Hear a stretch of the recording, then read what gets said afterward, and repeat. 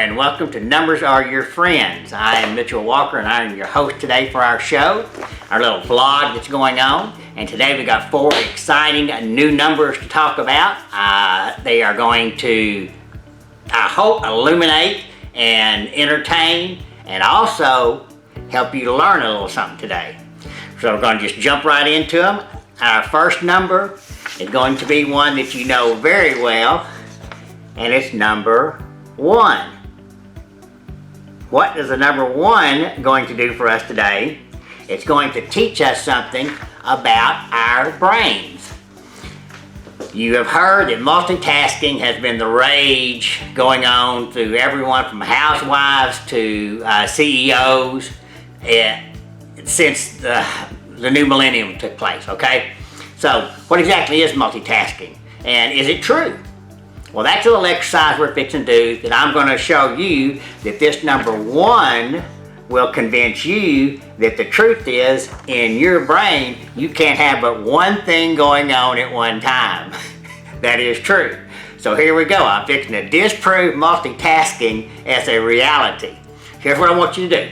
I want you to start counting backwards from 20 with me. Okay, we're going to do it together. Okay, you ready? Okay, 20, 19, 18, 17, 16. Now I want you to think about a banana, and I want you to think about peeling that banana. I want you to count how many of those yellow banana peels stop. What number are you on counting backwards? You don't have a clue, do you? That's because your brain was thinking about the next task, which was peeling the banana. That little simple exercise will show you the fallacy of what's going on with people who claim to multitasking. What's really going on is they're changing their task. The brain's focus changes, the brain's functions change. All kinds of things about the brain change when you change your focus. And you cannot focus on but one thing at a time. So here's our little tip from the number 1. The number 1 tells us to focus on the task that's the most important, or the task at hand. Get it done, get the distractions out of the way, finish that, and then move to the next task. You will be happier, you will be more productive, and you will be a lot more closer to being the most important thing, number 1, in your life. Okay?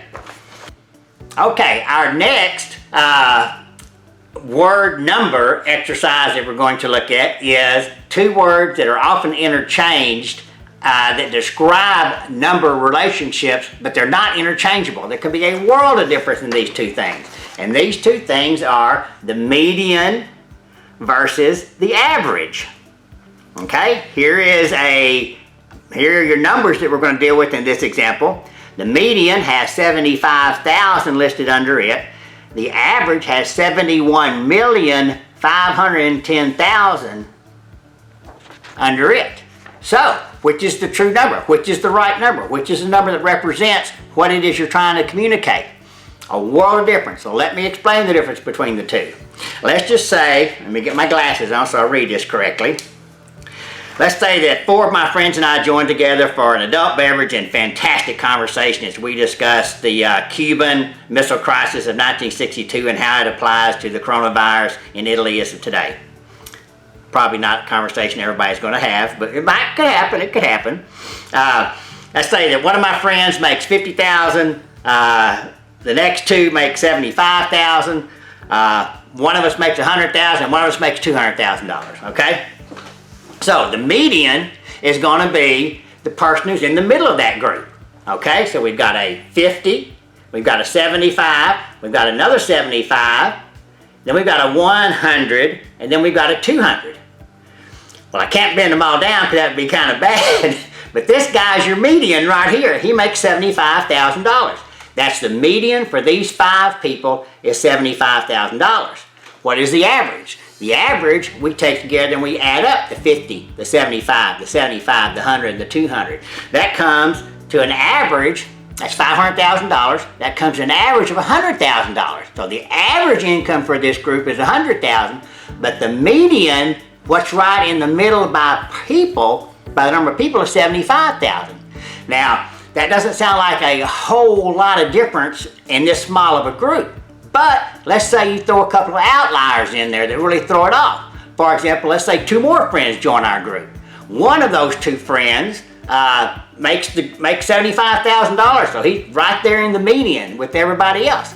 But the other one happens to be a friend by the name of Mark Zuckerberg. Okay, Mark drops by and joins our little group for some conversation, and lo and behold, what happens? Well, his income? Let me give you his income. His income is approximately $500 million a year. Okay, $500 million. So here's how that works. We now have 7 people in our group. So we start at the bottom and we come up. We have a $50,000 person, we have a $75,000 person, we have a $75,000 person, and we have another $75,000 person. We got 3 people above him. One makes 100, one makes 200, and one makes 500 million. The median of the group is still the $75,000. The median of the group did not change at all. What happened to the average of the group? The average of the group went to $71,510,000. That's why every time you hear someone tells you the average is your numbers are your friends, tentacles need to go up, because average can be really skewed by something really high on one end or something really low on the other, whereas median, especially when we're dealing with people, is usually a much more accurate description. So find out what the median is. I'm going to give you one more example. It's bad enough as it is just normally. The average 58-year-old person in the United States in 2017 had about $18,000 saved up for retirement. Okay, that's 8-9 months of living expenses for the average American. So that's really bad, isn't it? But here again, that's the average. The median, in other words, half the people had this much and half the people had less, half the people had more, was less than $5,000. They didn't have even a month. Half the people 58 years old and younger didn't have 1 month of living expenses saved up for retirement. So, numbers are your friends. Why? Because they tell us the truth. Sometimes the truth hurts, but that's a good friend that'll look you straight in the face and tell you the truth. Learn the difference between median and average, because the truth is, median can really give you insight, and average, well, it's just average. Alright, let's see what we got next on our plate today. Oh, okay. Time for our dumb number of the day. Alright. This is a huge dumb number, okay? $999,998.48. And you're going, what in the world is that number? Well, there was a reporter by the name of Myra Gay, and she made the statement on live television that when Michael Bloomberg left the presidential race after spending $500 million, that had he spent that on Americans, he could have given each American $1 million and had some money left over. Well, that's the amount she was off by her calculations. $9,999,998.48. The truth is, we got about 330 million Americans, so Michael Bloomberg's 500 million would have given about $1.52 to each American. But there's a lesson to be learned here, more than just numbers are your friends. Had this poor lady simply just said, hey, I made a mistake. I was on live TV, and the truth is, my mouth ran faster than my mind, and I'm sorry. It would have all blown over and all gone away. Instead, what she tried to do was to blame the numbers for being racist, bigoted. And you know what? Don't be calling my friends racist and bigots. These people are immoral. Amoral, excuse me. Amoral, not immoral. People are immoral, numbers are amoral. They can be good or bad, they're indifferent. But what they really do is, when they're right, they tell the truth. So it doesn't help anybody to do $1 million worth of lying when you can tell the truth over $1.52. And here's our lesson. most of our things that we think are $1 million screw-ups, $1 million mistake, $1 million hurts, are really $1.52 if we'll just admit them. And the other big lesson to come away from this is, it doesn't matter if it's your worst enemy that points out that you're off by $999,000. It's still the truth. And when you begin with the truth, especially in life and in numbers, what you stack on top of that will be on a firm foundation. If you begin a mathematical equation with your first calculation being wrong, it doesn't matter how many you do after that that are right. The answer is always going to be wrong. So, when someone is, even your worst enemy, is gracious enough to point out something that's not right, not true, take it to the bank and turn your $1.52 the other way around into something that's worth $1 million. So that was by far the dumbest number of the day. All right, let's see what we got here. Oh, yes. But for the closing, I want to come back to this. I want to come back to the number 1. A couple of things we talked about today was controlling your mind and how to take a dumb mistake and turn it into a good one. We looked at what's going on out here with the coronavirus today and what can one person do, really and truly. What can just one person do? Well, one person can do a lot.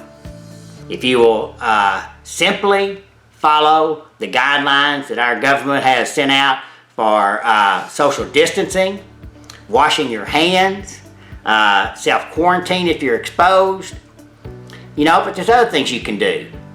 Do you have any gloves or masks? I mean, I did. I have some gloves that I'm going to give to our hospital because I bought a whole bunch of them from one of the Home Depot type stores or Lowe's, and I think I bought 250 pairs because they were on sale. Well, I'm going to give those to our hospital. That'll fund them for a whole day. It cost me $6.95, and it'll make a ton of difference because they can't get any more. Okay, it might save somebody's life. You can donate blood. All the other things that blood is still required for is still going on. So if you can donate blood, you can make a difference. You can also pray, and you can support, and you can pay attention to what's going on around you. So that one can make a whole bunch of difference if you'll just join us in it. So there's our number of the day, is the number 1. And as we always say, numbers are your friends because they'll tell you the truth when no one else will.